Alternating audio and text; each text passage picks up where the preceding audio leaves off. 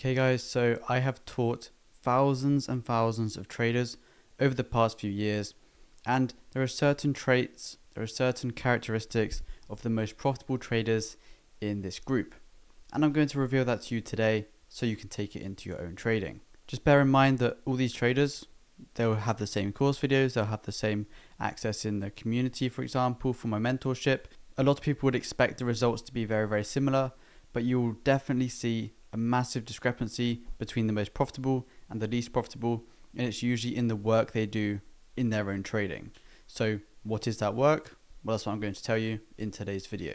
One of the main things I see the best traders do is constantly improve even if they are profitable. So the traders that I'll see in my group posting prop firm withdrawals or live profits on their personal account, compounding it, these traders will be the ones that are constantly wanting to improve.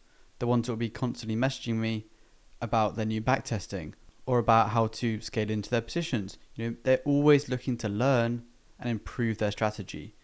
Because as we know, if you don't improve every single day, you will eventually start to plateau and end up going backwards, which we don't want. We want to be improving every single day as a trader.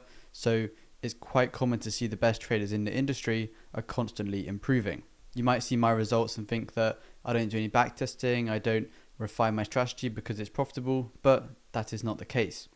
Every single week, I'm looking to improve my strategy, whether this is from extensively journaling my positions, maybe looking at certain ways that I could have maximized the profit on previous positions, or even just backtesting to find out new ways of improving my results over time. Let's say you're just improving your risk to reward by 0.1 R on the average setup you're getting. Over a whole year, let's say you have 50 trades, you're making an extra 5 R over the whole year, which on a larger account, that is a great amount of profit.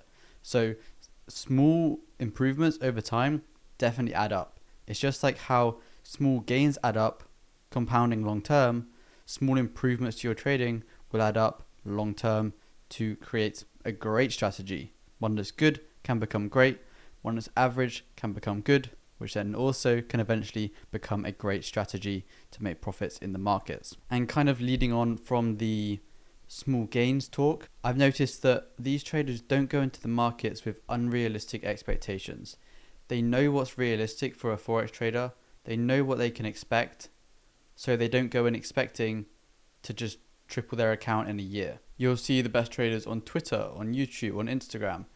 They'll all be speaking about slow, consistent growth long term, because this is what makes all the money. If you went to an investor and had completely random results, there was no correlation between your tested results and your live results, you had no consistency, even though you might make slightly more profit, but you have more drawdown, and 1 month could be minus 15%, the next month could be 5%, or even plus 50%. They're not going to want to invest their money with you. And this is for a very valid reason, because there's no consistency. Even if the results are small, 1, 2, 3% per month, but it's consistent, your loss sizes are consistent, this is the best way to trade. And the sooner you realize this, the better your trading will be. If you go into anything with unrealistic expectations, the first thing that's going to be happening is you're going to be disappointed. And this can lead to a lot of mistakes. If you're disappointed with the fact you're not making enough profit, you're not making as much profit as you see other traders make online, then this is going to encourage you to risk more and do things that you shouldn't be doing. So if you go into the markets with realistic expectations and not try to push for more profit than you should be getting, or being too greedy on your setups and just making very, very stupid decisions when you're in trades, then you can't expect to make profit at all, let alone long term.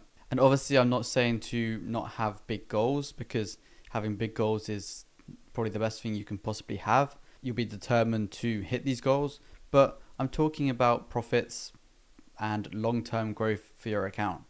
Trying to triple your account, double your account in a year is not realistic. That might be a goal of yours, but the likelihood of that happening is very, very slim. So maybe in this industry, do not have unrealistic expectations. And this quite nicely brings us on to the next point, which is they're focusing on the long term. They know that this is a skill that doesn't pay out loads in the first year or the first 2 years. There are some cases where people make loads of money in the first few years, obviously, the same as any industry, the same as anything in life, but those are rare cases. The majority of traders make their money in the long term. They don't get rich overnight. They don't get rich from one big trade. They focus on the next 5 years, 10 years, because this is where the real money is made and where you'll see your account grow exponentially over these years. I see so many people treat each trade as if it's life or death. They basically go into the trade thinking that if they don't make as much profit as possible on this one trade, then they're not a good trader. And I feel like this is because of social media and because people show large trades, large individual trades, and the posts that show small trades that add up over the month, that add up over the years, these will not get as many interactions and as many likes and shares as a post that has one big trade. And I've noticed this as well. The videos I make about my swing trading that only makes 1.5% on average per month, around that sort of level, it will get a lot less views than if I say I make 50 grand in a day. People are going to assume that the person that makes 50,000 in one day rather than 50,000 in a month from small gains is a better trader. And this is why the industry is so terrible, because of this sort of narrative that if you don't make it all in one day and all in one trade, then you're not a good trader. So the traders that go into the markets with the mindset of, I want to focus on small gains, reducing my drawdown, reducing the risk on my account, but these small gains are adding up over time, they will still be here in 5 years, in 10 years, in 15 years, because they're protecting their capital, which is the number one rule for trading, which is don't lose money. As Warren Buffett says, the number one rule for investing is to not lose money. The same rules can apply for Forex trading. Protect your capital, and anything you make above your capital is good. Risking your capital on stupid decisions and trying to make it big with one trade will lead to losses, and big losses if you are risking a lot. And this is mainly because people are focusing on the profits. They're focusing on the dollars they're making, the pounds they're making, and not the percentage return.